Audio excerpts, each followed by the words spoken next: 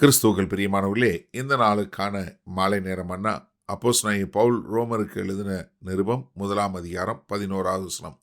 ரோமர் 1:11. In English, Romans 1:12. In English, it's Romans 1:12. உங்களிலும் என்னிலும் உள்ள விசுவாசத்தினால் உங்களோடே கூட நானும் ஆறுதல் அடையும்படிக்கும் உங்களை காண வாஞ்சியாய் இருக்கிறபடியினாலே. முதல்ல என்ன சொன்னாரு? ஆவியின் வரங்களை உங்களுக்கு கொடுக்கணும், கிருபை வரங்களை உங்களோட கொடுக்கணும். அடுத்து இப்போ என்ன சொல்றாரு? உங்கள்கிட்டையும் என்கிட்டையும் உள்ள விசுவாசத்தினால உங்களோட கூட நானும் ஆறுதல் அடையும்படிக்கு. அப்போ என்ன, ஒரு விசுவாசத்தில் பலவீனம் உள்ளவன் மற்றொருத்தருடைய விசுவாசத்தை பார்க்கும்போது பலனடையக்கூடியதா.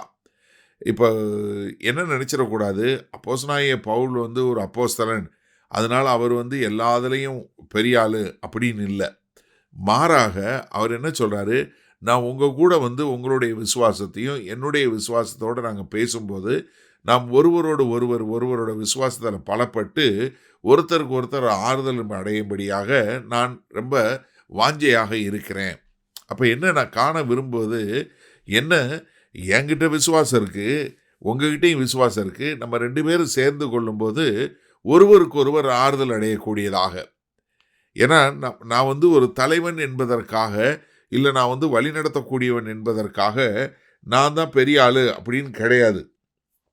ஏன்னா பேதுரு எழுதும்போது, ஒரு மெய்ப்பனை குறித்து எழுதும்போது அவர் சொல்கிறார், 1 பேதுரு 5வது அதிகாரத்தில் நீ சொல்லும்போது 2வது வசனத்திலிருந்து பாருங்கள். உங்களிடத்தில் உள்ள தேவனுடைய மந்தையை நீங்கள் மேய்த்து கட்டாயமாய் அல்ல, மனப்பூர்வமாய் அவலட்சணமான ஆதாயத்திற்கல்ல, உற்சாக மனதோடும் சுதந்திரத்தை இருமாப்பாய் ஆளுகிறவர்கள் அல்ல, மந்தைக்கு மாதிரிகளாகவும் கண்காணிப்பு செய்யுங்கள். எப்படி?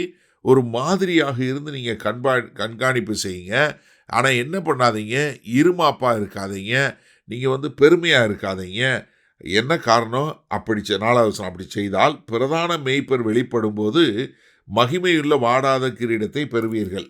அப்போ என்ன, நம்ம ஒருவருக்கொருவர் பலப்படக்கூடிய மக்களாக இருக்க வேண்டும். இதில் கிறிஸ்தவத்தில் யாரும் பெரியவங்க கிடையாது, யாரும் மோசமானவங்க கிடையாது.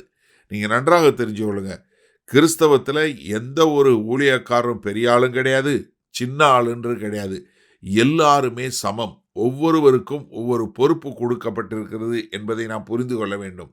அதனால தாங்க அப்போஸ்தலனாகிய பவுல் என்ன சொல்கிறாரு, உங்கள்கிட்டையும் என்கிட்டையும் உள்ள விசுவாசத்தை பார்க்கும்போது நான் ஆறுதல் அடையும்படிக்கு. ஏன்னா உங்களை பார்க்கும்போது எனக்கு ஆறுதல் உண்டாகும். எனக்கு தேவன் எப்படி செய்கிறார், எப்படியெல்லாம் உங்களை எடுத்து வழி நடத்துகிறாருன்னு சொல்லி எனக்கு இன்னும் கொஞ்சம் ஆறுதல் உண்டாகும். அதனால தான் நான் உங்களை காண வாஞ்சையாக இருக்கிறேன். ஏதோ என்கிட்ட மட்டும் விசுவாசம் இருக்குது அதனால இல்லை உங்ககிட்ட இருக்க விசுவாசத்தை பார்த்து நானும் ஆறுதல் அடையும்படி, என்கிட்ட இருக்க விசுவாசத்தை பார்த்து நீங்கள் ஆறுதல் அடையும்படி.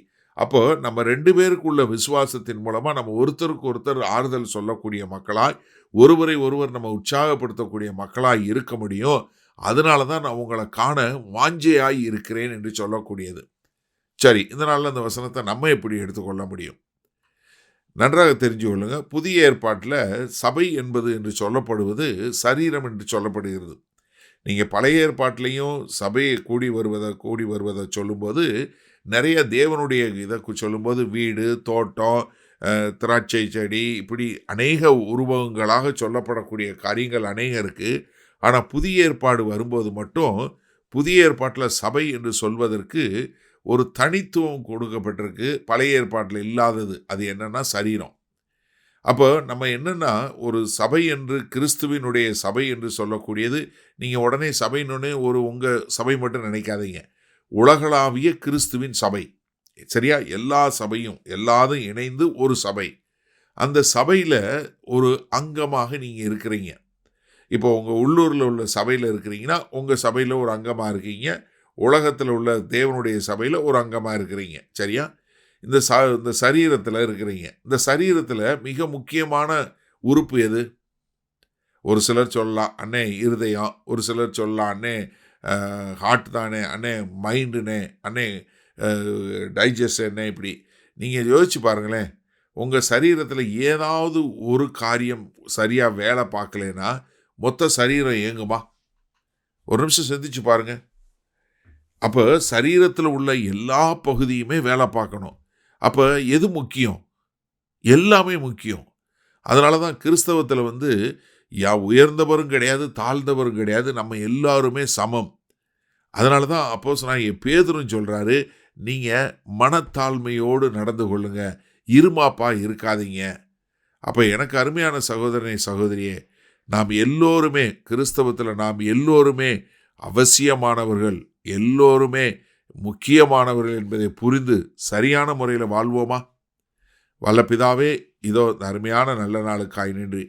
கிறிஸ்தவத்தில் யாரும் மேன்மையானவர் இல்லை, யாரும் தாழ்மையானவர் இல்லை, எல்லோரும் சமம் என்பதை உணர்ந்து நாங்கள் எல்லோரையும் சரிசமமாய் நடத்தக்கூடிய ஒரு கிருபையில் எங்கள் தேவன் வழிநடத்த வேண்டுமாய் மீட்பெரும் இரட்சகருமாகிய இயேசு கிறிஸ்துவின் மூலம் ஜெபிக்கிறோம் வல்ல பிதாவே, ஆமேன்.